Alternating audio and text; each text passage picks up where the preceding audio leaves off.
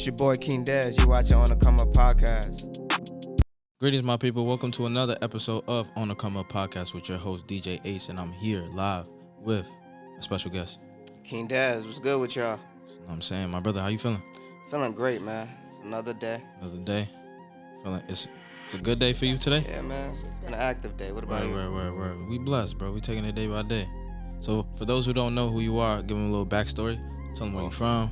Well, I'm King Dez, man. Born and raised in Ghana. Yeah. West Africa, Accra, man. Anybody from Accra, just like this video right here, You know what I'm saying? For sure.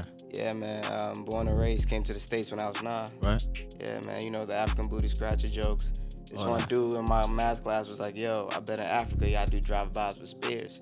That shit had me cracking up, man. To this day, like, I remember that joke. Like, he over there cracking up, man. That shit is hilarious. That's top 5 jokes I've ever heard.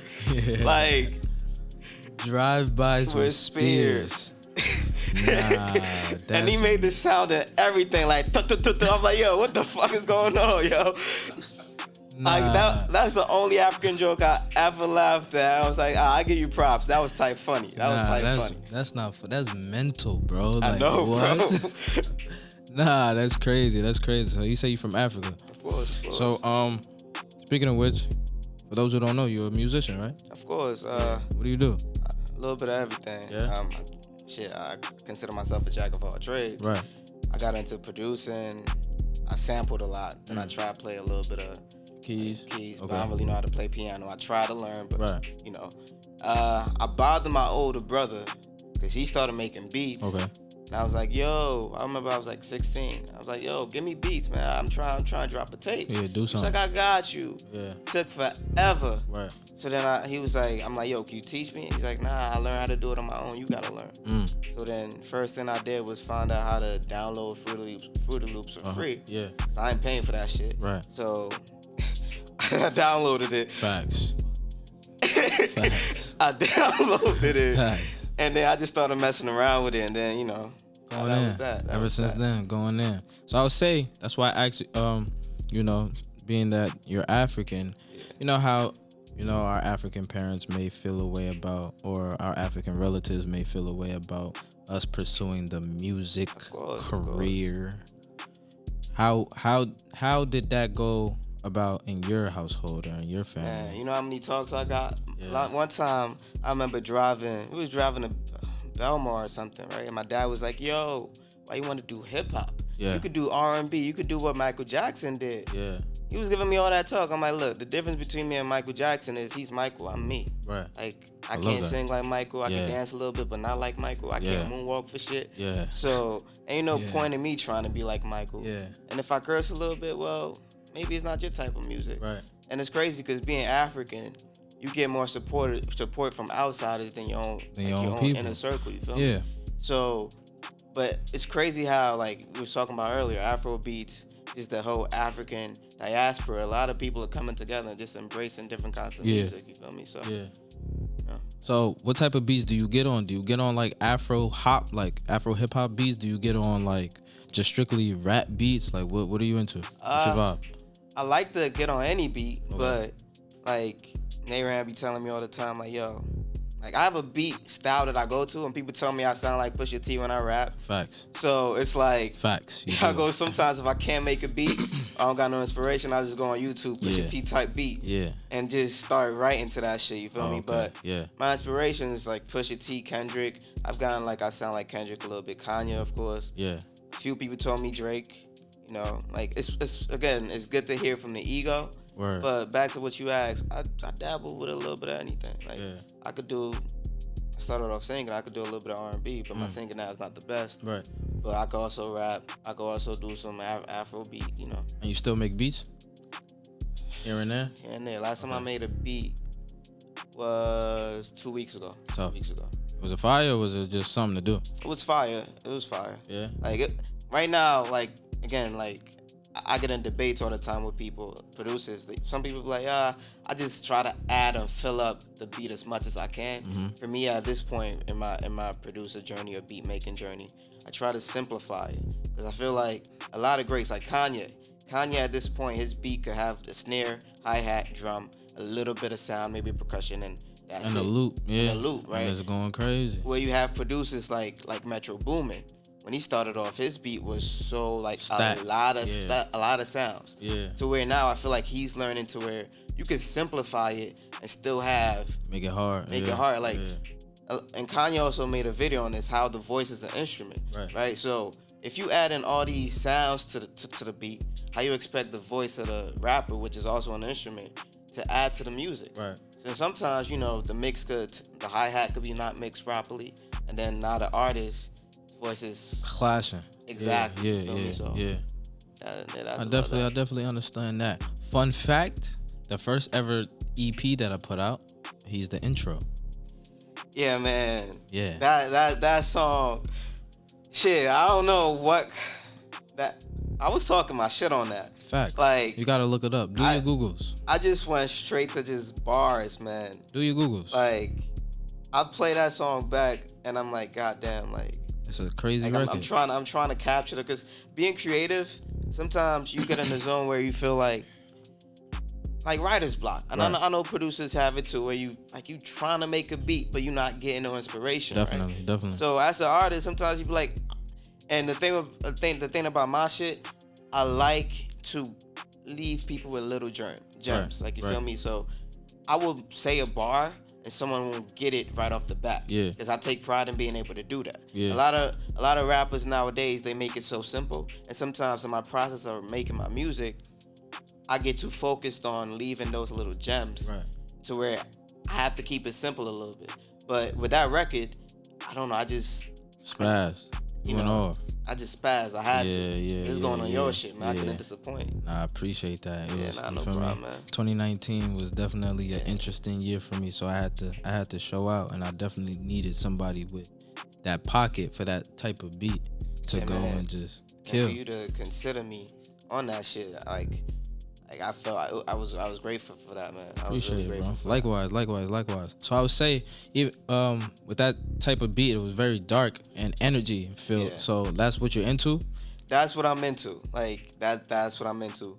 Like, people see me like I'm a cool dude. I'm chill. Right. But I feel like everybody have that. They have that side of them that's like not a lot of people know about it. Yeah. And I'm starting to embrace that darker side. And I feel like when it comes to a beat, it brings the best out of me, because when I get on a beat like a Drake type beat that's uppity in the feeling, I could do all the bars and all that, but for me the best way to draw my emotions is with a dark beat, because then that brings out all the dark emotions and all the shit I went through. And I feel like anger, or when you go through shit, it's a good way to bring out feeling. Right? Because a lot of people could relate. Like, I know mad people who got their heart broken. Definitely. Right? So if you could garner that feeling, a lot of people will fuck with it. Right. And that's what I like to go to, like dark shit. Yeah.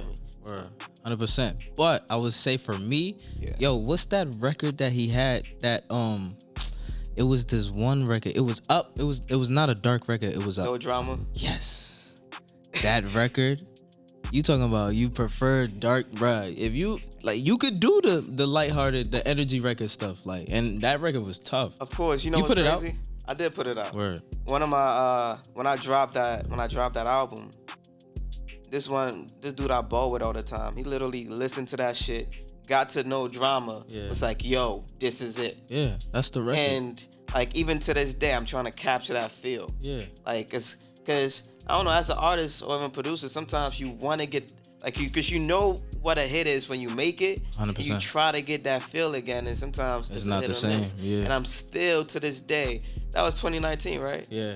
God damn it, that's some years. And that's a record. And I'm trying to still get that feel. Word. Like, I mean, I would say, in my opinion, like, don't force it. You can't force anything. Sometimes that maybe that beat that day was just talking to you. Word. And it just put you in that pocket. So you trying to go on another lighthearted beat, it might be knowing that you want to do what you did back then is gonna make you frustrated. So if you just vibing and just cruising, or you just writing stuff and then it come up and you get in that pocket again, it's just let it be natural. I feel like in all things you gotta just let it flow. Let it flow, where it's not gonna go the way you want. I would say coming up in your music career, what's that one record other than No Drama that you felt like people were actually taking you serious? Damn, that's tough. That's tough. This was back on like one of my older projects. It was called Everything Is Different Now. Okay. And the crazy part is the album cover and the name. You go back to Drake's Nothing Was the Same. Yeah. You see how he had his face turned to the side, right? Right, yeah. And the color was blue? Yeah. My shit, Everything Is Different Now. The color was red, and I was turned the opposite side. Oh, word. It wasn't even me trying to just garner that feeling. Yeah. It was just coincidental. Okay. Man. But it was a song on there called Scars, and I had one of my boys from high school. He's a singer. Yeah, like he could sing his ass off. Right. And that record, I felt like it was touching on a lot of, at that point too, it was a lot of killings and shit going on, right? Yeah. So I had to make that record to garner that feeling of like, yo, like what the fuck is going on? People getting gunned down every day. Like, we got to touch on that. You feel me? Because there's not a lot of people touching on social justice issues. Yeah. I would say that was that other record. Do you feel like that's important for you to touch on stuff that's going on in the world? Yeah, because for me, one thing about me, I hate seeing people mistreated. Like, you could say whatever the fuck you want to say about me, right? You like, I've heard it all. Like, the whole African booty scratch, I've heard it all, right? So I know how to handle it. Yeah. But if you come for someone else who probably they don't know how to handle it. Take it, yeah. I feel a certain way about that. Like, it's like bullying. Yeah. Like, I die for people. I die for people who are mistreated. Like, if you come at my family some type of way, I'm gonna come back at you. Right. But if you come back at me, I'm good. I'm chilling, right? Yeah. So I feel like certain issues like that we have to touch on. And I feel like rappers like Wale, J. Cole even, and Meek, sometimes they touch on issues like that. And Jay-Z on certain records too. Yeah. Feel me? And we need to do that. Word. Feel me? Yeah. Speaking of those artists, who are your influences? Like them? Kanye, of course. Yeah. Pusha, because if it wasn't for Pusha, I wouldn't be rapping right now. Yeah? Yeah. Short story, right? I was in high school. I think I was 16. And I wrote a record. I like, back when I was writing on paper, man. Yeah. I wasn't using no iPhone, nothing. And I wrote the record. I thought that record was dope. I was rapping in class, and this one chick told me, like, yo, that shit is trash. Like, shit. Rip that shit up. She told me, and the fact that I'm African, you know how many times people told me you sound like Akon? Because like, no other African artist except for Akon. Yeah, it was She was like, yo, you sound like Akon from the South. So my dumb ass ripped up the paper, threw it out, and then I get home from school that day, and my brother was bumping clips to the casket drops. And they were playing kind of like a big deal. He was playing kind of like a big deal with Kanye on the record. So I hear Pusha verse, and I ran to the room. I'm like, yo, who the fuck is that? Right. It's like, that's Pusha T. That's the clips. I'm like, I know who Kanye is. So I ain't really tripping off Kanye, but Pusha's verse just got me in a bag, like, yeah. In the bag. I'm like, yo. So literally that day, I grabbed my iPad, started writing verses. Right. Was looking for beats, started writing verses, and shit, the Pusha T thing, you think it's bad now, it was bad before. Yeah. Like, and then we all have influences and shit, right? And the more you develop as an artist, the less you want to sound like those influences, right? And I feel like right now I've gotten to that point where I feel comfortable enough where I'm embracing my sound and still sounding similar but different from Pusha T in that same way. Right. But it used to be bad. Like, I listened to old records, and I had I had all of that shit going on. Like, I had all of that. And then my brother was like, yo, embrace this. Like, tone it down a bit with the ad-libs though, but embrace this. Right. Because it seems like this is what you found, right? And even now, like, I listen to Tory Lanez a lot, and even on certain records, you could tell the influence that we get. Yeah. And like, even producers, like, I know, who's your influence as far as producers? Me? My go-to favorite producer of all time. I mean, I'm biased. I am a Kanye West stan, but I believe that Pharrell is a genius. He is. Yeah. But have someone heard your beat and say, yo, this sounds like something Kanye would do? In a sample bag? Yeah, for sure. Okay. Sample bag, yeah. So, like, sometimes you feel like it's hard to sway away from that because you're so influenced by that person? Nah, but my drums and his drums are totally different. I bring energy, but I get influence for sure off of sampling, like old school samples or certain waves. Like maybe in the beginning when I was just trying to find like my sound, it would be like a lot of like, you know, like chopping and stuff like that. But like now, how the way I articulate my beats and formulate different stuff, like I got my own like Kanye beats hit, but Ace beats hit. I knock. I make sure like you gotta feel that energy. So, but yeah, respect to the OGs though. I'm not gonna hold you. Your 808s. Like when I first heard that record, the intro record, I was like, yo, this shit is crazy. Yeah. Even like, the 2K submission that we was trying to do. Man, 2K, man. Literally when that shit dropped, I remember Ram sent me a video, right? Ram sent me a video, and he did it. He added that song to a 2K video. Right. And I'm like, yo, that shit look fire. This belongs in the game. In the game, yeah. And then the person who won, congrats to whoever who won, but I'm like, yo, my song fits way more in the game than his did. But you know, as an artist, it's like the competitiveness to be, in my opinion, to be the best, even in the aspect of being a producer. Right. I'm a very competitive guy. Right. So when I go on a song with someone that I know got bars, it makes me brings the best out of me. And for the fact that it was for 2K, I play that game literally every day. Yeah. Like people call me, they be like, "What you doing?" I'm like, "I'm playing 2K." Right. So if my music would have made it on that game, man, it would have been dope. It would have been dope as hell, yo. Yeah. But you know, things happen for a reason, as you said. So you just gotta keep manifesting it, man. Just keep doing what you gotta do every day, and what's the name of that record? Y'all go stream that. What's the name of that record? You put it out still though, right? I put it out. It was on my last project. Yeah. Fire. Next level. Next level. Yeah, y'all go stream that. Tell 2K stop playing. You still get it on the joint. Of course, man. 100%. So I would ask you this though: would you rather have loyalty or respect?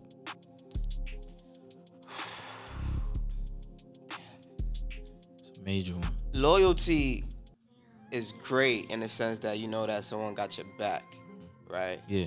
But respect, you walk in a building, people look at you and they have some form of respect to you. Like they see you, they're like, you're that nigga, right?